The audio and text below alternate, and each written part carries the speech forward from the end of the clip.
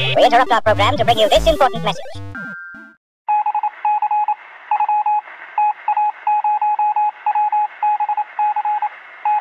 Should I take my shirt off, Eric? Hey, oh boy, you guys caught us. Naughty, naughty, naughty. Hey, I'm Eric. I'm Tig. We are the Nerd Out with me crew doing the 90s cast, which is a weekly podcast about some stuff. About stuff. What is it? Tell you do it because I don't mainly we speak of shoes and glasses. No. This is a shoes and glasses exclusive podcast. No. So if you came here for movies and TV shows and comics and, anything about the 90s, then you're in the wrong place, pal. You need to stop yourself because every show is going to be listening to somebody for the first time. You probably just turned off at least 2 listeners. You think so? You think people just said, oh, this show's about shoes and glasses? 2 listeners probably represents 30 to 40% of our listenership. So you need to watch yourself. No, we talk about the 90s, month to month. The show is weekly, but starting each week we talk about a different month in the 90s, starting at January of 1990. Ending in December of 1999. You got it. So each week is another month forward as we talk about movies and video games and television and books and comic books and pop culture and news and shoes and glasses. Shoes and glasses. On and on and on. Food. And on. Sometimes, I guess... There's a couple people that have been waiting... for us to actually that have actually made suggestions of why didn't you mention that so-and-so came out on March of...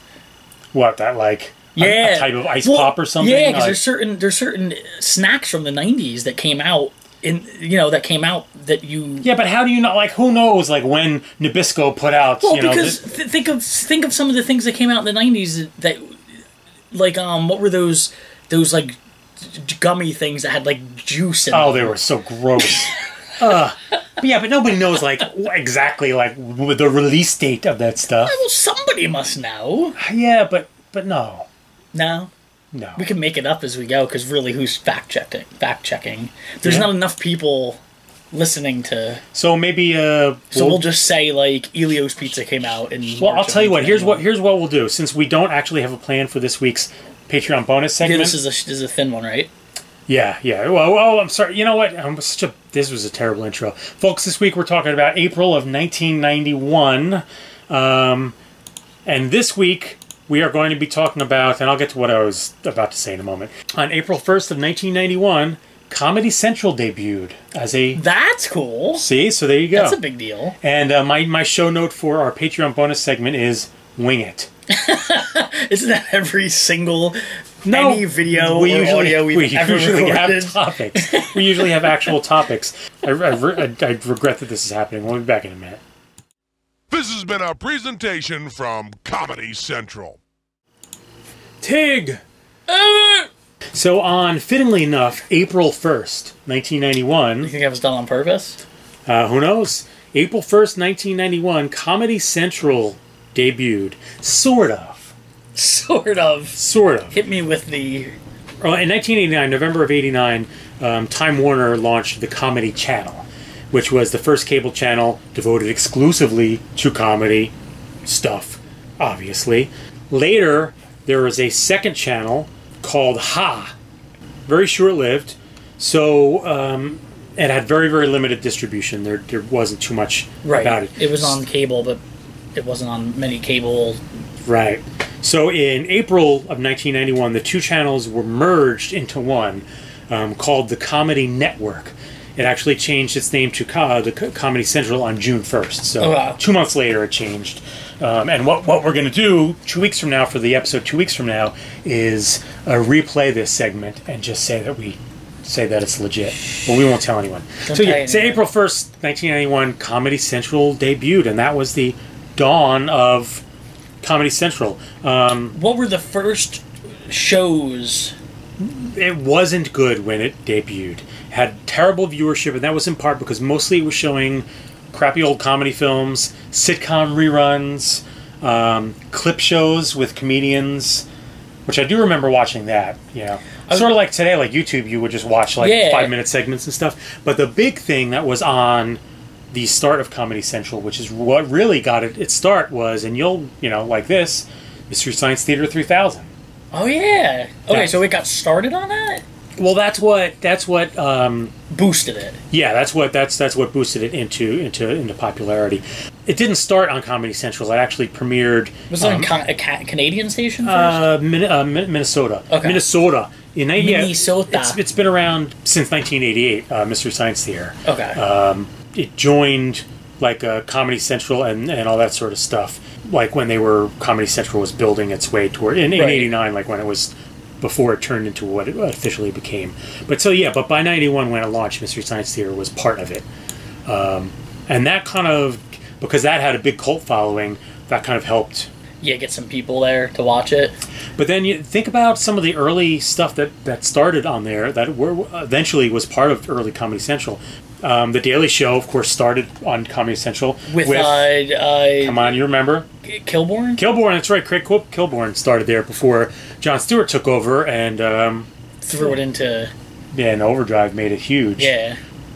I remember... The thing I remember most from the early days of Comedy Central was when it would be late at night and I was ready to go to sleep, I would watch Evening at the Improv to fall asleep.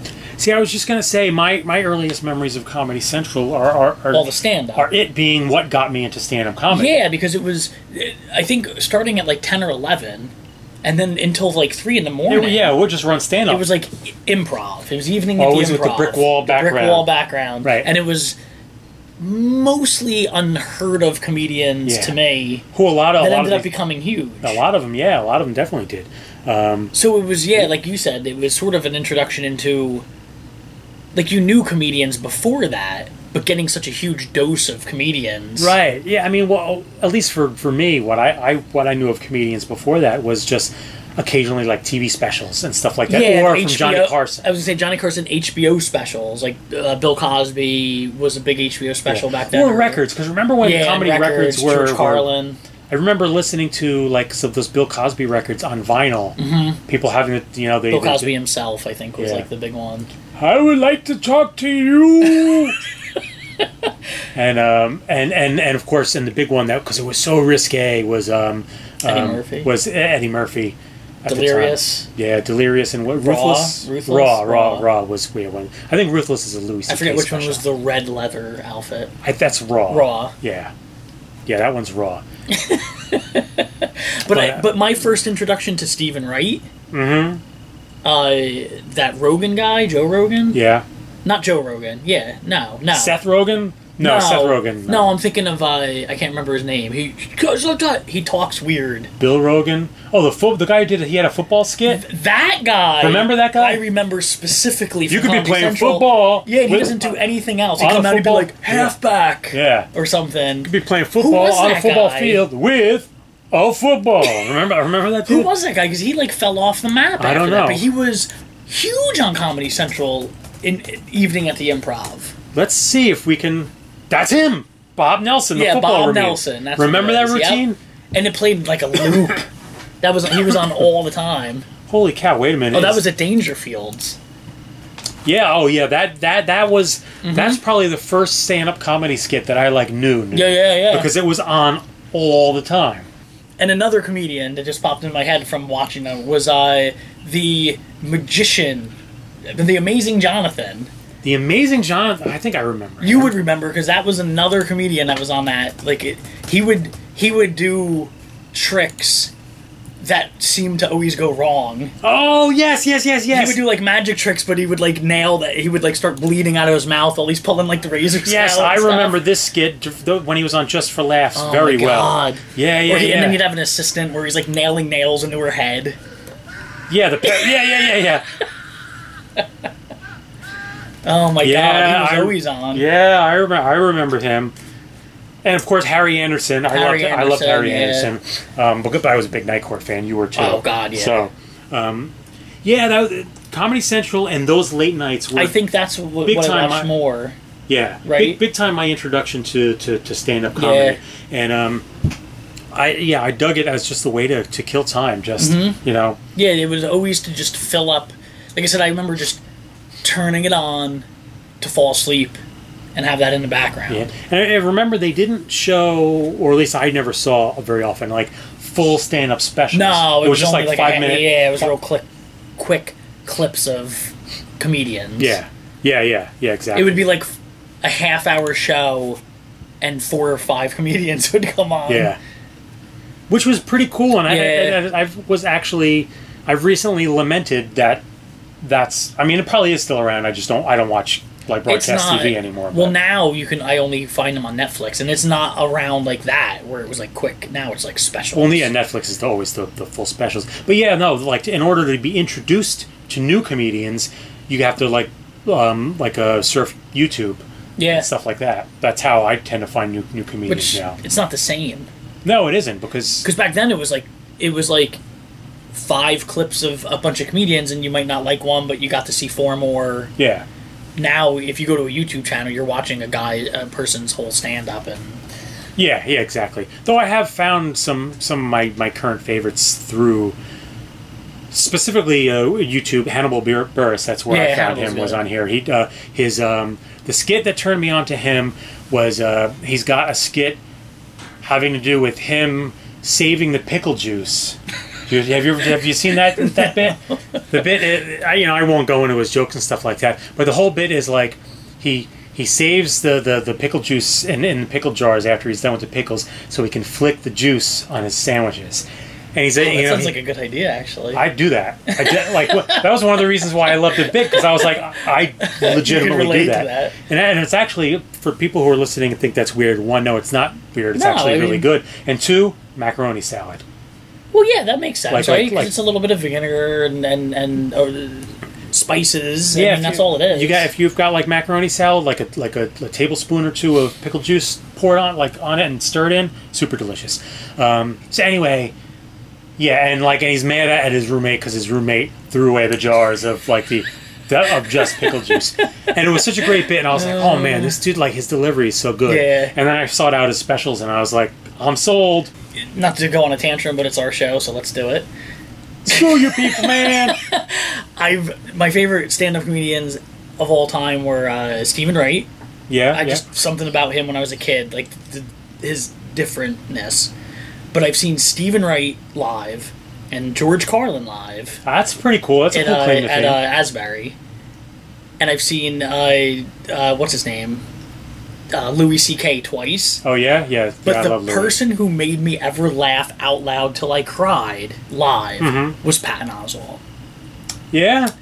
I saw him in Caroline's in New York City, and the stage in Caroline's is here. Uh-huh. It's at your waist, and if you're the last one to show up at a have you ever gone to a comedy show? Yeah. When you're the last one to show up, you actually sit closer than, it's the opposite of every other type of thing. Right. Because nobody wants to sit near the comedian. Right. So we're literally sitting right in front of him, and he told some crazy joke, I think it's on one of his specials, about him and his wife moving to San Francisco for the first time, and she swore that she saw a big rat, and he was like, you're lying. And then he tells about how this whole incident where the rat's running across a wire and a bird comes, grabs it, drops it on a tin roof, it smashes, falls down. Oh, I've seen that bit. Yeah. And I just remember literally crying laughing at it. Yeah. From his.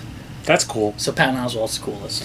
Yeah, no, yeah. He's good stuff. I used to like Carlin. I think I don't know how it would have been seeing him when you saw him, because it must have been older Carlin. And it was in the 90s. Oh no, that's still good Carlin then.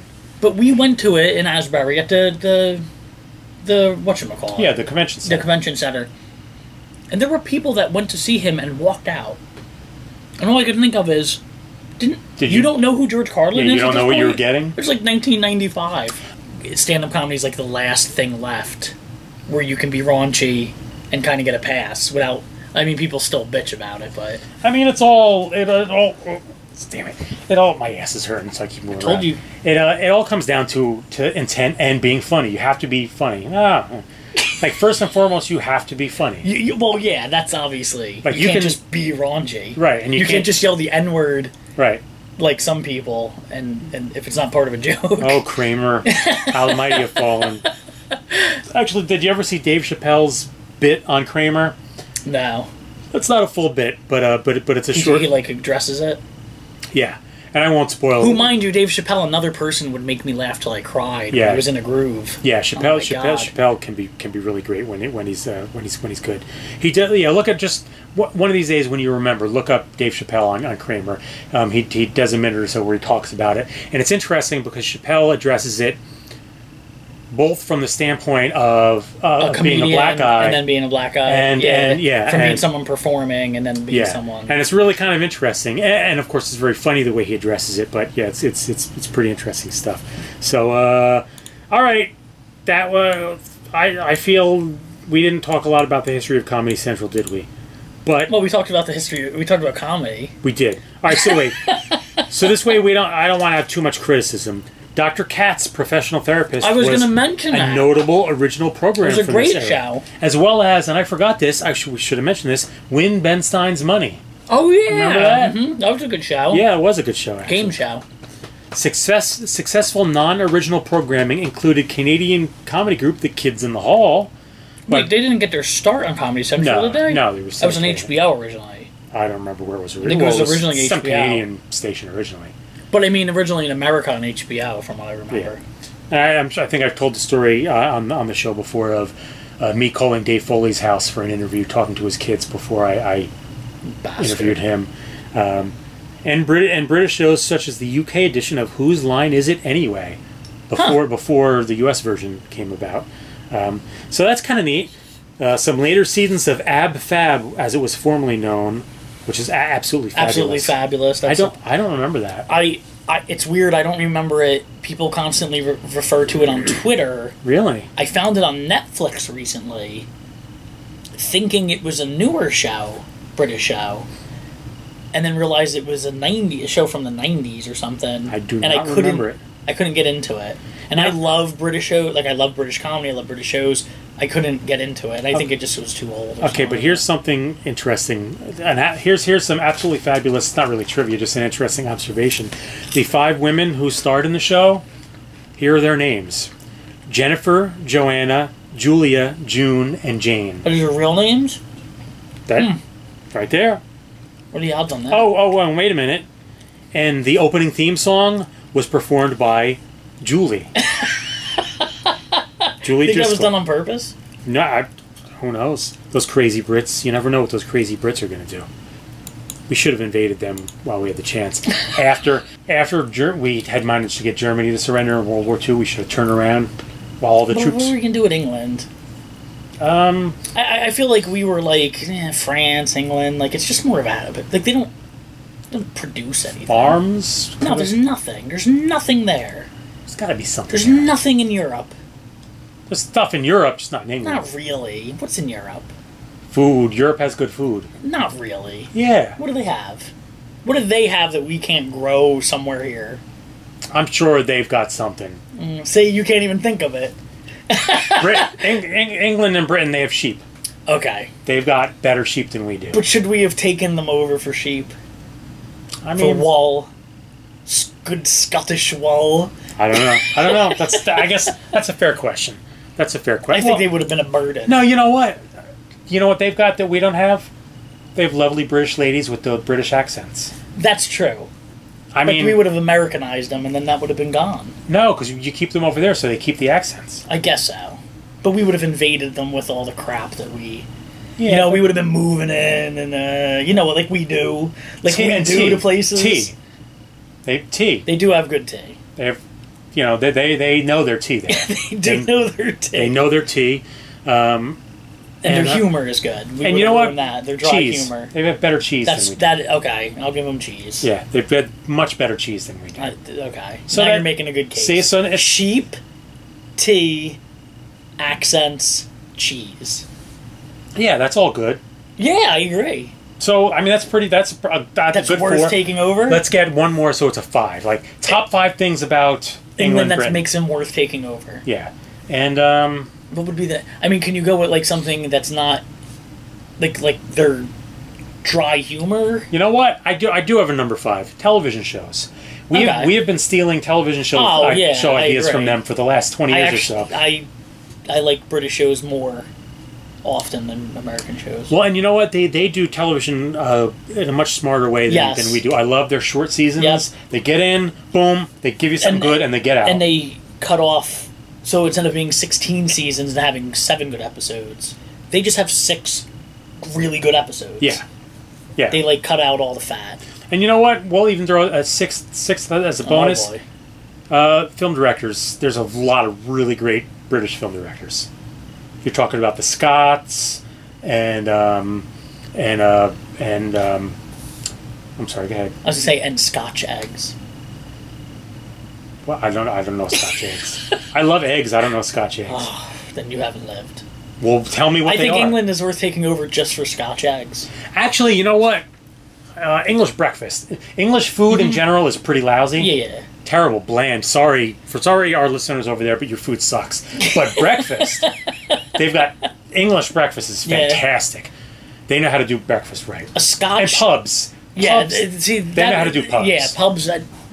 There were times when I was like, I just want to move to Ireland, Scotland, England, just so I can live in a small town where there's a local pub that I can walk to every day. Yeah, exactly. And hang out and come back. And yeah, they know how to do that stuff right. We're approaching the half-an-hour mark. We have to cut this short. Jesus! I have to shave parts. I need to get that done right away. It's penis. So no, I think after some discussion, I feel like I've swayed you on the invading and taking over England part, and we've discovered that England and Great Britain as a whole has a lot more to offer than we realized. Yes, I agree. So if there's an invasion soon after this podcast, don't act surprised. That's right. And before we launch the invasion, we just have to make sure that Kate Beckinsale is home, safe, and there on the island, so that when we take over... Oh, that she's there. Yeah, because I'm going to make her queen. You'll be queen! She will be the new queen of England. And she can do whatever she wants. Whatever you want, Kate. We'll be back.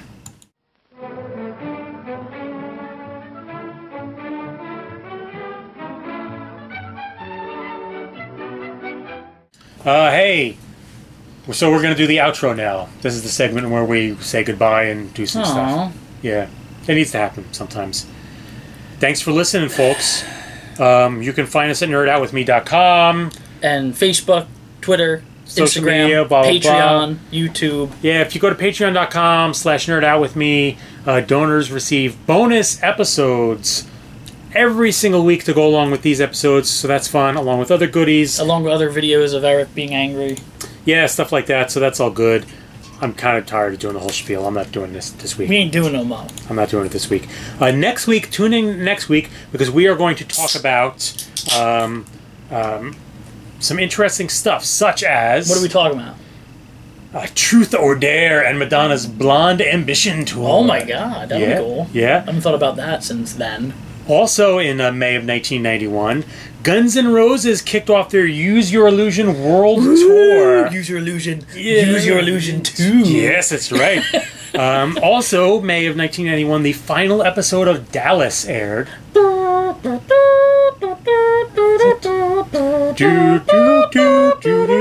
And also, April or May of 1991, the very first, and this is the beginning of the end of America, the very first Starbucks opened up. Ugh.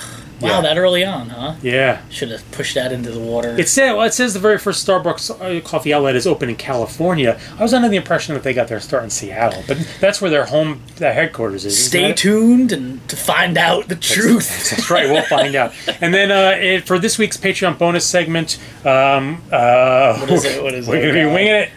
Is it just winging? We're winging it. That could be exciting. It's a sparse month. Maybe I will edit in what we're actually going to end up talking about into this, but I doubt that I will, because that will be work, and I'm working on a book right now that is taking up a lot of my time. Eric has a real thing going on. This I'm trying to make this a little easier for myself. So anyway, whatever. And you guys don't want to hear my problems. We'll come up with something. Yeah, of course we will. All right, so I've been Eric. I think it's to stop drinking beer. I was Tig. And we'll be back next week. Bye.